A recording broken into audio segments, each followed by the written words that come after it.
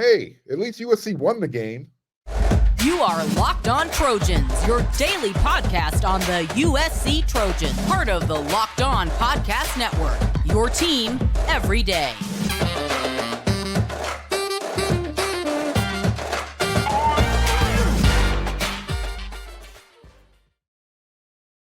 Fight on, everyone. I'm your host, Mark Holkin, and thank you for making Locked On USC your first listen every day. Whether you're watching on YouTube or wherever you're going to download your podcast, this show is free. I appreciate your support. You can show your appreciation. If you're watching on YouTube, become a subscriber. It's really easy. Just click that red subscribe button. When you see the thumbs up button, hit it. It means a lot. And I don't want you to miss one episode, including these post-game instant reaction shows. Hit that bell notification button, and you will not miss one episode of Locked On USC. The final score, USC Trojans 48, Colorado Buffalo 41. You know, I've always thought that a win should feel like a win and not like a loss. Somehow, this victory on the road kind of feels like Colorado won the day. And make no mistake about it, they won the day. There's no moral victories, but they can go home and hold their head high for good reason. At one point, it was 34-14 at halftime.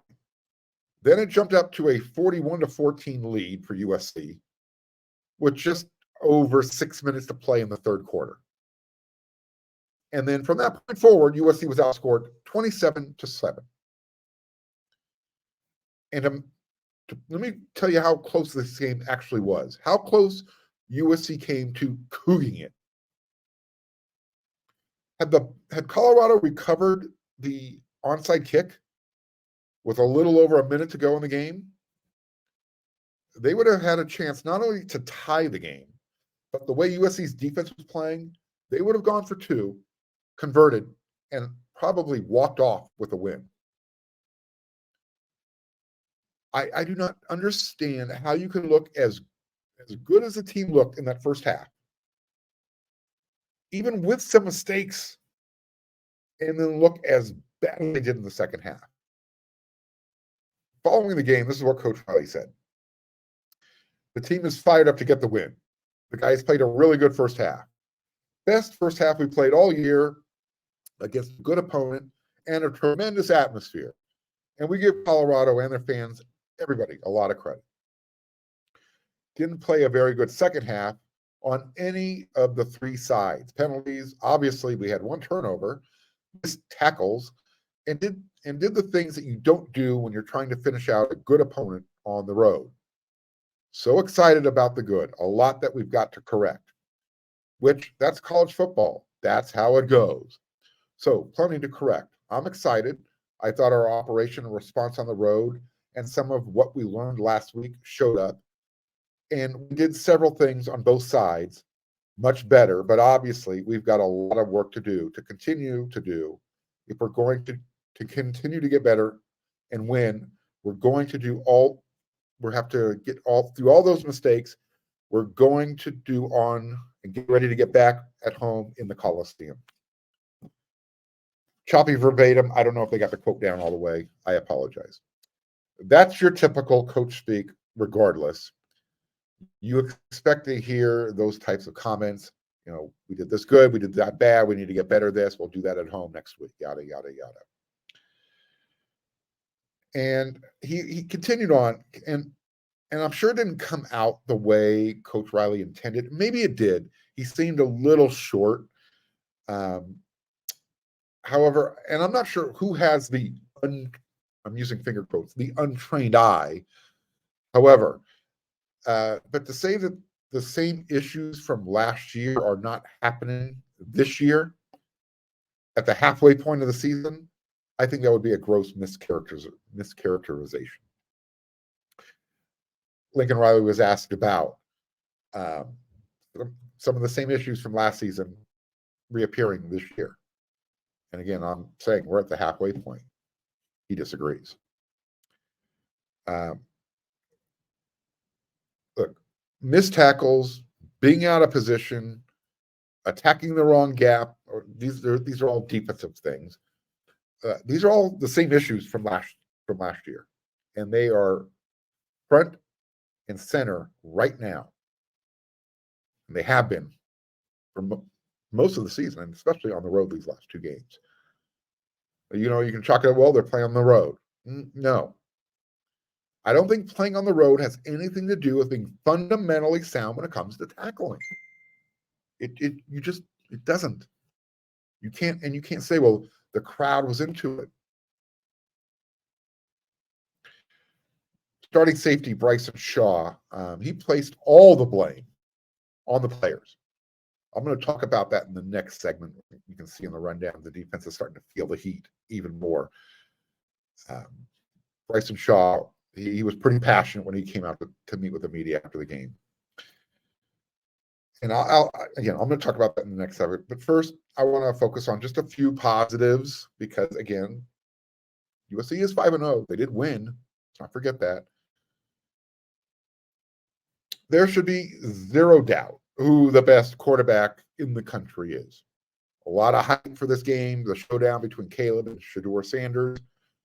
Shedeur had a solid game. However, Caleb Williams had a 6-touchdown performance game. He was 30 for 41 on the road, 400 yards through the air. He did throw his first interception of the season, and it actually didn't even need to happen. He was under a little bit of pressure. He saw Mario Williams downfield open, but he threw off his back foot, didn't quite get enough into it. Whether or not Mario came back and fought for the ball hard enough, you be the judge. That's what the comment section's for. You tell me. Some people think the ball was too underthrown. Others thought maybe Mario could have helped out a little bit more. Mario actually had a pretty solid game. So if that was the only thing he did bad, again, there were 2 players open underneath that Caleb could have thrown to. Maybe he didn't see them. However, Mario did have a nice bounce back game. He was targeted 4 times.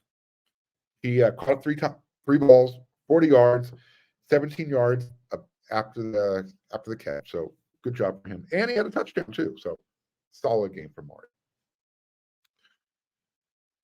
You know who else had a solid game? And I've been calling for it for all season. My everyday listeners and viewers, they can check their receipts. Our guy, Jude Wolfe, he got his first career touchdown as a USC Trojan.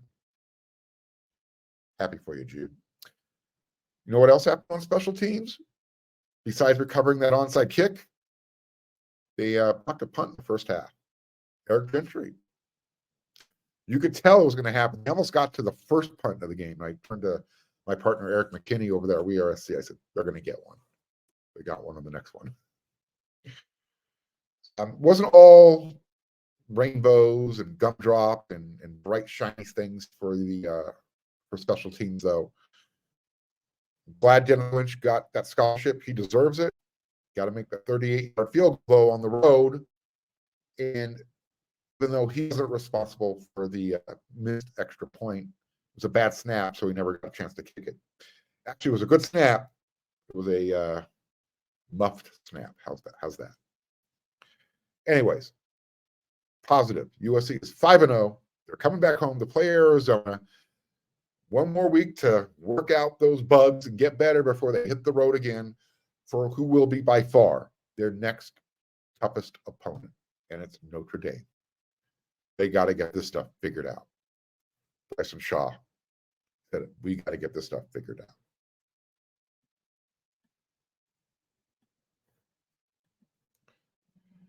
Men, are you tired of weakening or thinning hair? Do you want to reach your full hair potential? Leading hair growth supplement Nutrafol helps improve your hair growth. Nutrafol's hair growth supplements use physician-formulated, natural, science-backed ingredients, and their drug-free, patented technology provides consistent, reliable results, and they do it without compromising your sexual health. Go to Nutrafol.com/men to take their hair wellness quiz. Nutrafol supports healthy hair growth from within by targeting the root causes of thinning, such as stress, hormones, environment, nutrition, lifestyle, and metabolism through whole body health. And it works. In a clinical study, 84% of the men showed improvement in their hair after 6 months taking Nutrafol men's hair growth supplement. Take the first step to visibly thicker, healthier hair.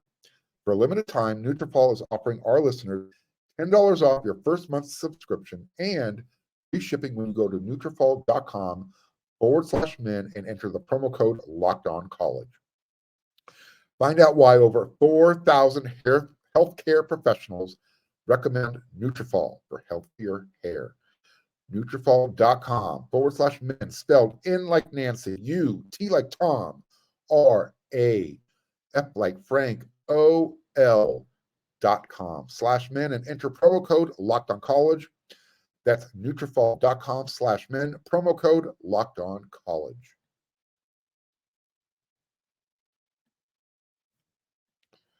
College football season is here, and this season, Locked On is kicking up our coverage. Go each Friday.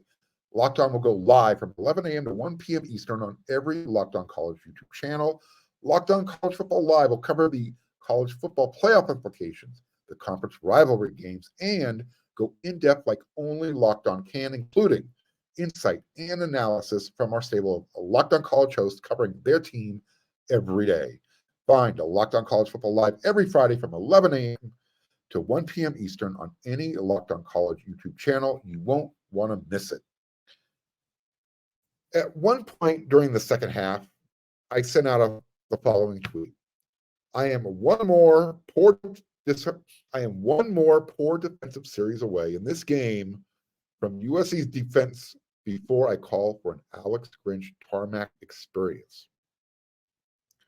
Yeah, I was feeling it. And this is why. Colorado has not, before this game against USC, they had not rushed for 75 yards in any game this season. Yet, with 13 minutes left in the first half, they already had 83 yards on the ground. By the time the game was over, Colorado had put up 224 yards gained rushing. And they did that on 45 running attempts. Oh, and by the way, USC, that great ground game that they've been showing all year, abandoned, left it on the sideline for some reason, against a team that cannot stop the run, or they hadn't all year up until this game. The Trojans ran the ball 25 times. 25 times. They threw the ball 40 times.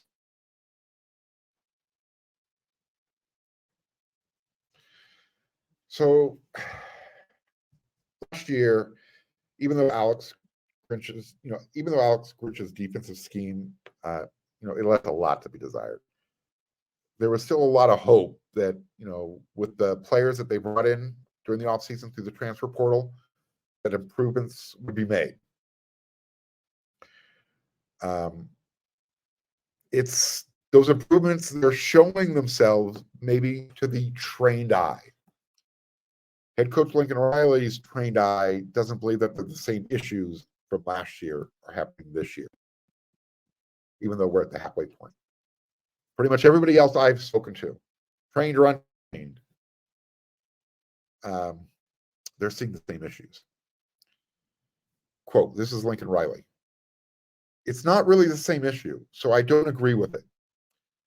I feel like even right now, when something doesn't go our way, we're 5 games in, we're taking a litmus test right now.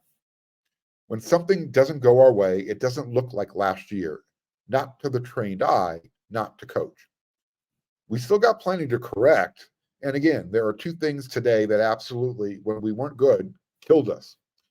And that was we didn't do a job of keeping the quarterback in the pocket because really we were suffocating them.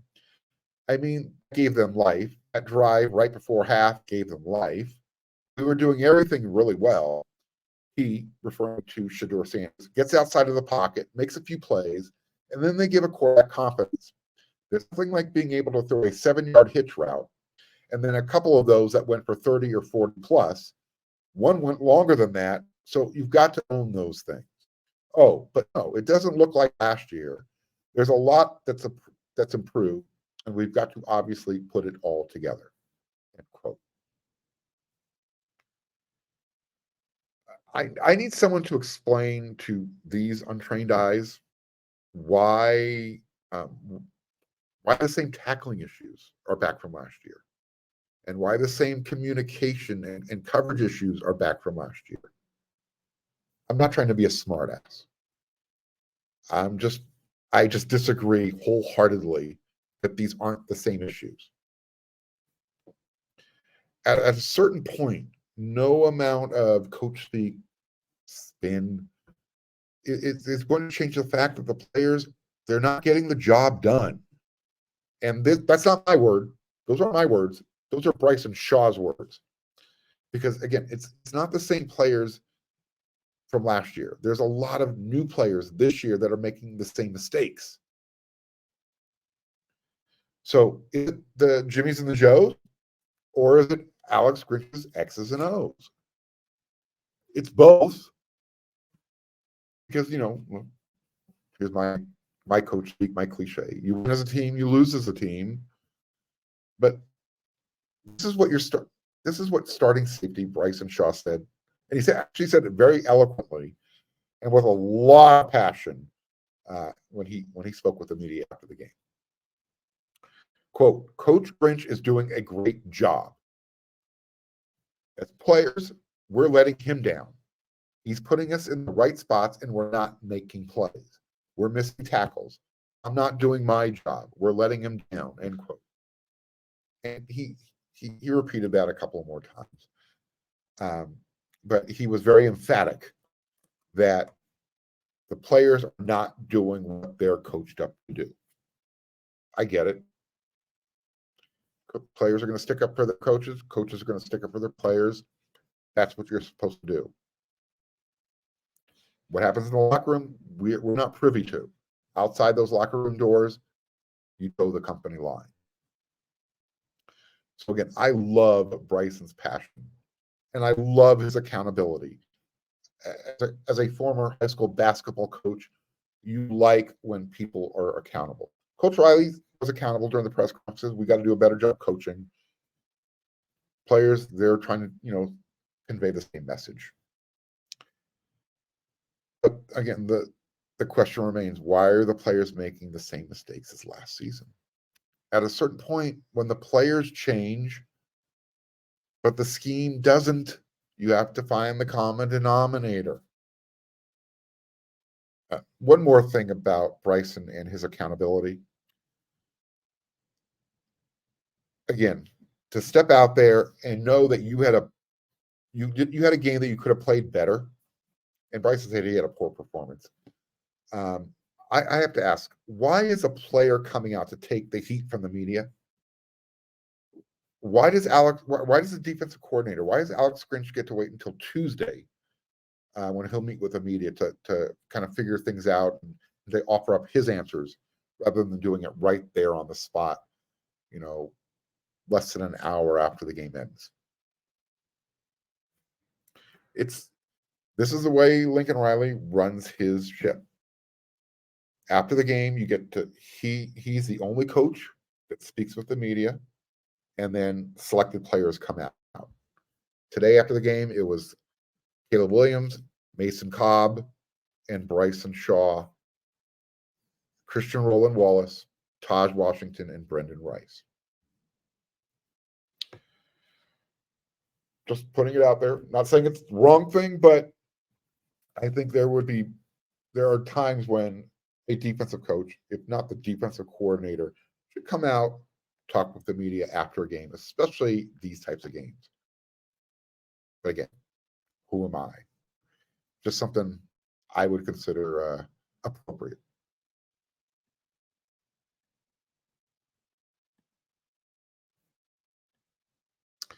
Passion, drive, and patience. What brings home the winning trophy is also what keeps your ride or die alive. eBay Motors has everything you need to maintain your vehicle and level it up to peak performance.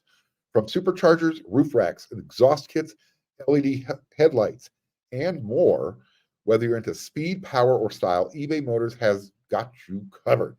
With over 122 million parts for your number one ride or die, you'll always find exactly what you're looking for.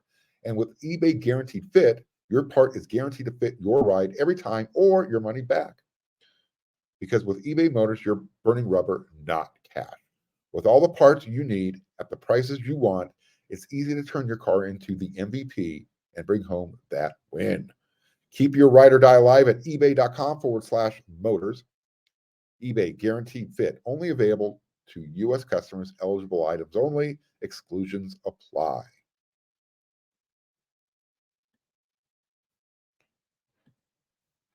All right, I'm going to make this last segment real short so I can get out of here. I got a lot of other stuff to do. And I'll be back again on Monday with my Locked On USC, breaking down the win against Colorado episode. It'll be a little bit more in depth by position group. You know the routine. This is what Sullivan Bird said after the game. Winning games are hard. There will always be something to fix, but we have to appreciate the wins and get better along the way. Absolutely. The wins are always going to be appreciated.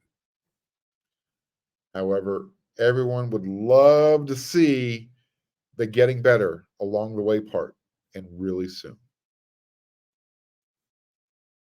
Understand? Road, get the win, get out, go home, get better, perform in your next game. Not seeing it right now. And USC, and we've got to be real honest here, USC's roster is significantly better than Colorado's roster. So there is absolutely zero doubt that this team is getting better and it's improved from last season. I think if last year USC played this year USC, 2023 USC beats 2022. The defense, as much as we're throwing shade, it is better this year. They're just not creating the turnovers. They're getting a lot of 3-and-outs. And this is another big however. The same areas that we wanted to see improve on from week to week, that's not happening right now. Now, with that said, sometimes there's some underlying issues that could be playing a role going from week to week. Last week, the offensive line didn't have a particularly good game. This game, they had a solid first half and I don't know what you want to call it, the second half. They could not run block. Whenever they were going to the right side, they couldn't run block. They seemed to be able to run better going to the left. Caleb Williams, he was sacked a couple times in this game. However, let me kind of throw this out there. What if one of the starting offensive linemen the day before and the night before, and actually the day of the game against Colorado, was dealing with a stomach flu and was throwing up the day before and the day of the game? That was happening per a really good source. Justin Diedick, he had 2 IVs on Friday and another 2 on Saturday. And I'm pretty sure he played the entire game. Didn't miss a snap. Sometimes we need to remind ourselves that, these are real people, college-aged, young men. Sometimes they get sick. These aren't robots. We don't hear about these things until after the game. So was he the only reason the offensive line didn't play up to their potential? Of course not. Credit Colorado, but I don't think Colorado's defense did anything different than what USC anticipated. I don't know. The fact that USC wasn't able to run the ball, that's very concerning against a team that could not stop anybody from running the ball all season long. I don't know how physical this team is, and they better get that tackling issue fixed really fast. Otherwise, games that are coming up, going to have a lot of shootouts, a lot of close games, and probably a loss mixed in there too. So, on the positive, USC 48, Colorado 41. Ooh. USC is 5-0. They're coming home. They'll play Arizona. I'll be back with another episode of Locked On USC Monday. Be there. Don't miss it. It'll be the first thing you're going to listen to. Before then, head on over to wearesc.com. We've got that subscription special, and we're going to have a lot of written content. I'll have a few things up myself. So until then, everyone, you know what to do.